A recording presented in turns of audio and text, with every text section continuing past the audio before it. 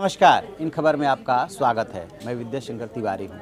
P Chidambaram, D Kumar और रतुल पुरी के बाद क्या अब अगला नंबर रॉबर्ट वाड्रा का है, शरद पवार का है?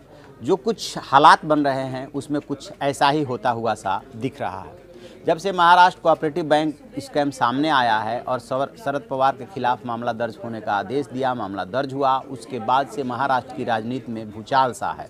शरद पवार चूंकि अनुभवी राजनीतिज्ञ हैं, बड़े खिलाड़ी हैं, जानते हैं दांव पेच, इसलिए उन्होंने कह दिया कि अभी तक तो वो जेल गए नहीं हैं, जेल में जाकर के मजे लेंगे। लेकिन शिवाजी के वंशज हैं, उस धरती से आते हैं जहाँ पे कि शिवाजी ने शासन किया था, लिहाजा दिल्ली के सामने सरेंडर नहीं करेंगे। वो राजनीतिक दांव पेच खेल रहे हैं। क्या होगा क्या नहीं होगा, सरकार क्या करेगी, एजेंसी क्या करेगी, ये बात की बात है। शरद पवार पे तलवार लटक रही है। अब इधर नया डेवलपमेंट ये हुआ है कि पी चिदम्बरम और डी कुमार वो तो गए हैं हाई कोर्ट में अपने बेल के लिए। जो नया मामला सामने आया है वो आज ही का डेवलपमेंट है कि रॉबर्ट वाड्रा को लेकर के हाई कोर्ट में ईडी ने कहा है कि वो उनको हिरासत में लेकर के पूछताछ करना चाहती है, क्योंकि वो सहयोग नहीं कर रहे हैं। रॉबर्ट वाड्रा बार बार कहते रहे हैं कि वो पूरा सहयोग कर रहे हैं और ईडी कह रही है कि वो सहयोग नहीं कर रहे हैं। अब यहाँ से परिस्थितियाँ बदल रही है कि क्या ईडी उनको भी गिरफ्तार करना चाहती है।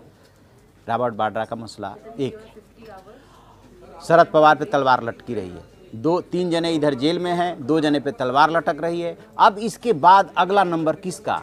तो उधर जो पश्चिम बंगाल की राजनीति बदलती हुई सी दिख रही है, जिस तरह से टीएमसी प्रमुख और वहाँ की मुख्यमंत्री ममता बनर्जी ने आकर के प्रधानमंत्री नरेंद्र मोदी और गृह मंत्री अमित शाह से मुलाकात की थी, उसके तरह तरह के मायने निकाले जाते रहे। समझ में नहीं आया कि आखिर क्या हो सकता है। क्या सिर्फ वो जो कुछ भी पहले तनाव चल रहा था वो चुनावी था, ममता बनर्जी ने सरेंडर कर दिया क्या?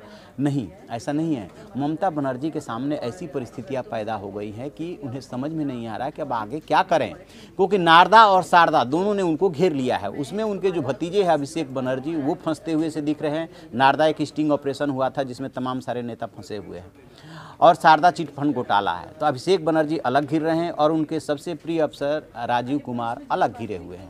इससे भी बड़ा संकट उनके सामने ये है कि राज्य के ऊपर 3,84,000 लाख करोड़ का जो है कर्ज है और पैसे की ज़रूरत है। 13,000 करोड़ का जो पैकेज मांगने के लिए वो प्रधानमंत्री नरेंद्र मोदी के पास आई थी।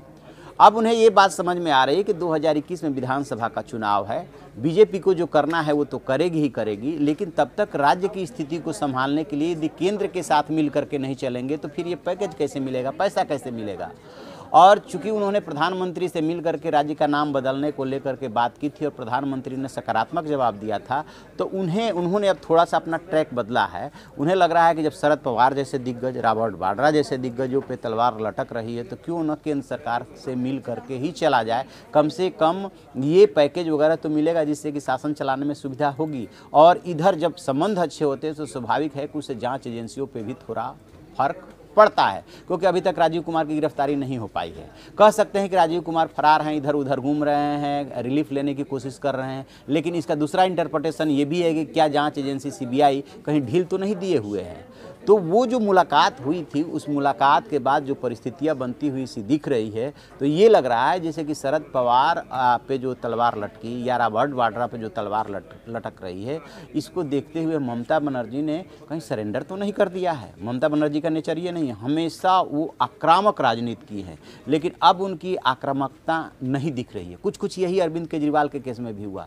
साल भर पहले तक वो जहर उगल रहे थे, लेकिन बाद में उन्हें समझ में आ गया कि यदि केंद्र के साथ इसी तरह से टकराव करते रहे तो दिल्ली में विकास नहीं कर पाएंगे, दिल्ली में विकास नहीं कर पाएंगे तो फिर चुनाव जीतना मुश्किल हो जाएगा। लिहाजा उन्होंने अपना ट्रैक चेंज कर दिया अरविंद केजरीवाल ने। अब जो भी वो बात करते हैं दिल्ली के इर्द गिर्द करते हैं, तमाम रियायतों की रोज घोषणा कर रहे हैं और कहीं ना कहीं उसका प्रभाव भी पड़ रहा है। तो ठीक केजरीवाल के ट्रैक पे वो ममता बनर्जी भी जाती हुई दिख रही हैं। इसलिए कहा जा सकता है कि पी चिदम्बरम, डी कुमार और रतुल पुरी के बाद शरद पवार और रॉबर्ट वाड्रा पर जो तलवार लटकी, उसको देखते हुए, उन परिस्थितियों को देखते हुए ममता बनर्जी ने ये होशियारी की है। अब देखते हैं कि उनकी होशियारी कितनी काम आती है, क्योंकि ये मोदी और शाह की जोड़ी है जो किसी को नहीं छोड़ती है। देखते हैं आगे जो भी अपडेट होगा हम आपको अपडेट कराएंगे। आप देखते रहिए हमारा डिजिटल चैनल इन खबर। Thank you. इन खबर चैनल को सब्सक्राइब करें और बेल आइकन दबाना ना भूलें।